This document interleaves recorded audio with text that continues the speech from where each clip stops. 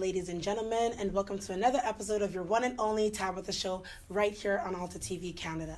My name is Tabitha Chabula, your host for today and always, hopefully, and I have with me MLA David Shepard. How are you doing today? I'm doing great, Tabitha. How are you? I am so good, thank you. I'm enjoying this weather, actually. It's getting a little bit warmer. Right. Yeah. Towards the right direction here. It's headed the right way. Yeah, crossing our fingers. So I know who you are, but there may be some people that do not know who you are. So could you just give us a brief explanation of who you are and what you do? Sure. So, as you said, I'm the MLA for Edmonton Centre. It's a member of the Legislative Assembly. So I was elected in May 2015 with Rachel Notley and the Alberta NDP to represent Edmonton downtown and a few of the communities in and around it. So before I got into politics, I spent about 12 years working as a musician and studio engineer, graduated the music program at McEwen University. Yes. I play piano and keys, and I sing, so I played with a bunch of different local bands, did some work as a studio engineer.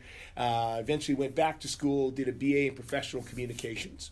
Worked at various levels of the public service for the federal government, the provincial government, and the city of Edmonton, and then got elected.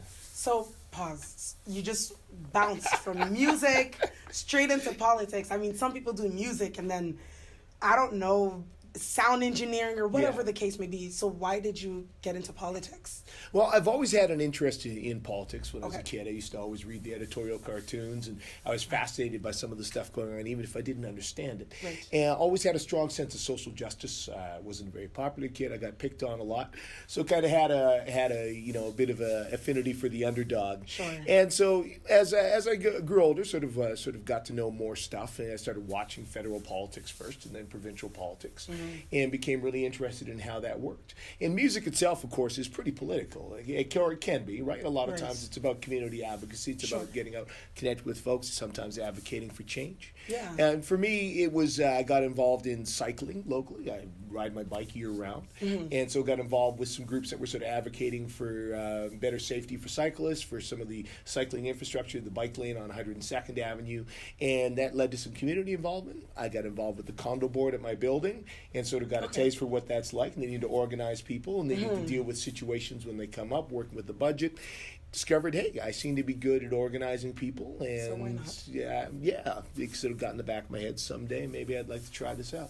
Yeah, and I mean, from what we've seen, you're doing a heck of a job. Oh, so thank you. Good on you for that. And so, I mean, yes, you jumped into politics. It's nice and lovely, but there's multiple different parties. So why did you choose the NDP?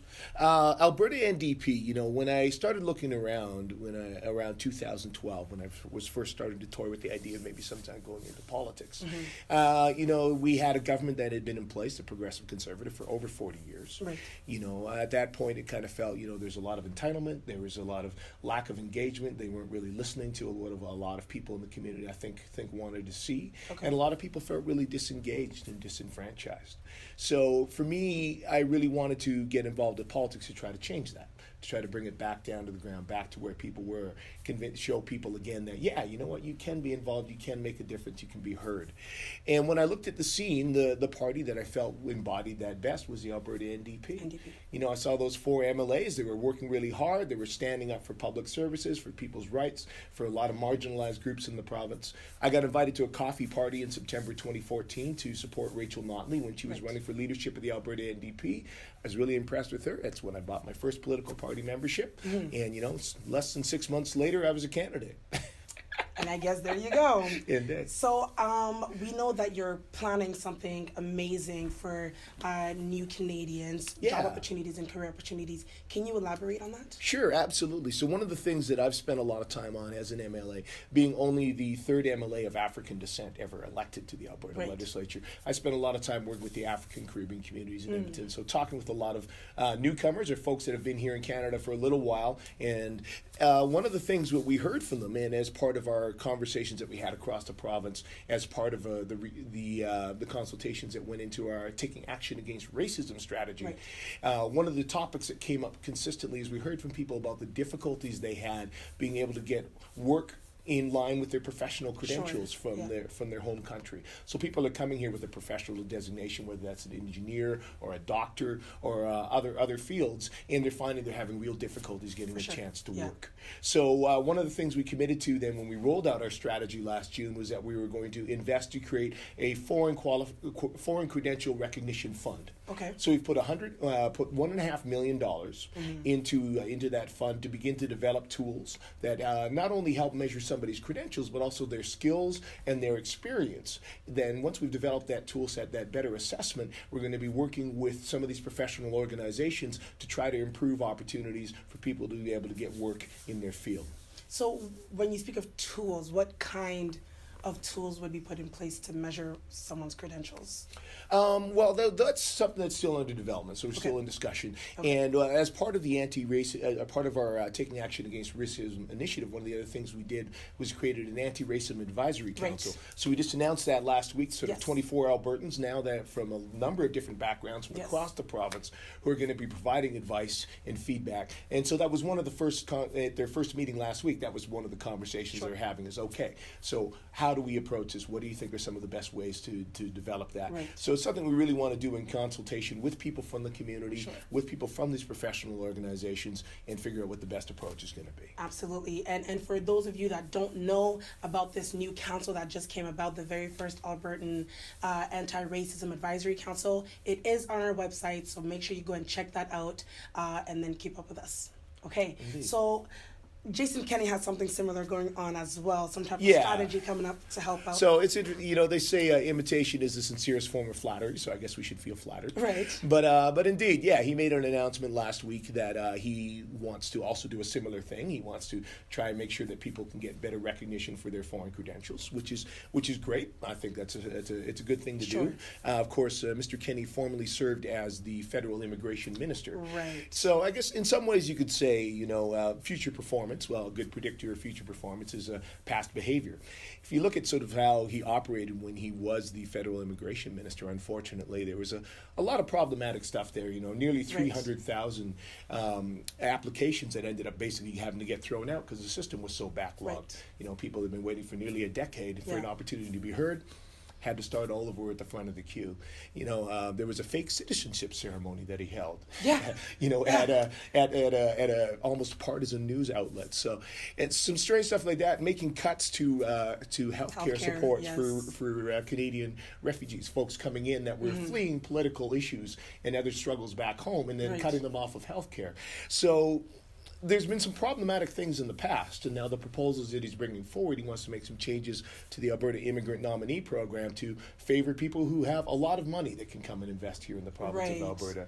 We've made some changes to that program already, and to try to streamline and provide more opportunity for all kinds of people who come to Alberta to work, who put in that time and that effort to be able to move through that system more quickly and be able to become citizens here in the province. Right. So we'd rather keep an open door on that policy and try to give opportunity to as many people across the spectrum as possible. He seems to want to have a policy that favors the rich. Right. So most would say that it seems like he's just trying to wash over his sins in the past. What do you think this whole strategy thing is for? Well, I think folks in the community are going to recognize who's been there for them all along. Okay. I've had the opportunity to work a lot with the African and Caribbean communities here in Edmonton over the last 3.5 years. Right. I have other colleagues who've done a lot of work with the Chinese community, with the South Asian community, with the Sikh community. We've brought in things like Islamic Heritage Month here in the province of Alberta. We just finished celebrating Black History Month. We made Alberta the 4th province in Canada to officially recognize February as Black History Month. Wow. We declared Sikh Heritage Month. We're in the middle of Alberta Francophonie Month. Right. So I think the communities know who's been there for them over the last 3.5 years and who's going to keep standing up for their interests. Absolutely.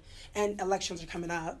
So did you have one message that you wanted to tell everybody outside? Just speak to the audience, let them know what to do during election time. Absolutely. Tabitha, in my work with the community, sometimes I try to learn a little bit of language with some of their proverbs. I learned a really cool proverb from the Somali community. Okay. And that's proverb says, be visible or be absent. It has a couple meanings. First of all, it means if you're going to do a job, do it well. Right. So I try to take that to heart as an MLA. Absolutely. But secondly, I think another meaning it has is, if you want to be present, if you want to have an effect, you need to show up. Right. And so we've got this provincial election coming up now. And so we've had the opportunity, I think, over the last few years to work with a lot of communities and try to give them a voice when they haven't been heard or hadn't been given that opportunity before. We want to make sure that continues. So what I would say to people is make sure you get out and get involved in this provincial election. Absolutely. Find a candidate, find a party that you support, get out, make yourself visible, make yourself heard, show up at that ballot box, offer to volunteer, get involved, because it's incredibly important that folks from our communities continue to have opportunity. If we want to do that, we've got to be there and we got to be part of the system. Awesome. Thank you very, very much. And for those of you that followed with us here and you do have some questions, just make sure you email us all your questions. We will get back to you with questions if anything. Absolutely. Always happy to come back. Exactly. And he'll come back like you just heard and he will be answering those questions. So before I let you go here, we do have a little game here, Tabitha Show tradition. It's called Yes, No, Maybe. So, Blessing here will be giving you the emoji cards. Okay. And you would answer or lift up the card that corresponds with your answer, whether it's yes, no, or maybe to the 3 questions that I will be asking you. Sounds great. Okay, so there we go. Yes. No. And maybe. All right, excellent. Awesome. So let us get started. So you mentioned that you sing. Yes. And fun fact, I sing too. Okay. So would you ever be up to have a little duo session right here on our platform? Absolutely. Yes, absolutely. And you compose songs, I understand as well. I do, yeah. Perfect. And I do too. So we'll be working on that. Okay. So stay tuned. That is coming up. Question number 2. Would you ever consider switching to the UCP? Tell me why. No. At heart, I am a progressive individual. I believe in standing up for human rights, standing up for our LGBTQ community, which is heavily represented here in my constituency. I believe in investing in our public services, even during an economic downturn. Education, healthcare should not depend on the price of oil. Right. You know, I believe in supporting people. I support the $15 an hour minimum wage. The work we've done that's seen the child poverty rate in Alberta cut in half. So I'm proud to serve with Rachel Notley in the Alberta NDP. Doing a good job here. Question number 3. Would you ever come back on our platform and instead of singing, you would do a little dance for us? You would have to help me out a little bit. I don't know a ton of dance steps, but if somebody shows me the steps, I will do it. Excellent. So if I were to show you one right now, would you do it? Absolutely. Perfect. So we're going to end the show quickly with this one little dance here for us. So it's very, very simple. Yes, let's stand quickly. Okay, so it's very, very simple. It's a dance called the shoki. That's the dance move. And it's from Nigeria. It's very simple, I think. Okay. So I'll quickly show you how it goes. So you shift your weight on each foot, kind of. And as you do it, so it will be on the beat. So if it's like 1, 2, 3, 4, excellent. And then you have to kind of like you pick up something and then you drop it. But all on the beat as you're still shifting your weight. All right. Okay, so let's try that. 1, 2, 3, go. 1, 2. That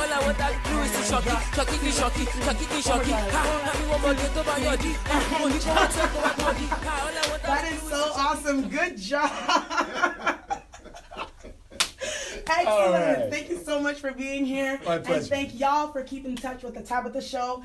Please, please, please go out and vote. It is super duper important. And good night. Mwah. Do you want to try that one more time? All right.